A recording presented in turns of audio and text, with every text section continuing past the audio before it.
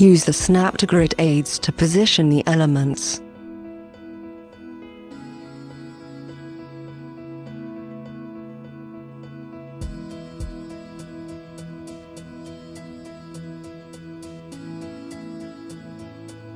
You can use the 3D Snap to Object aids in addition to the Snap to Grid ones.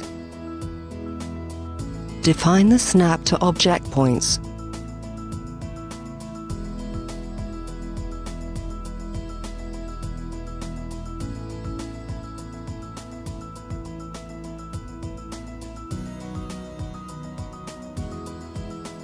Insert the elements.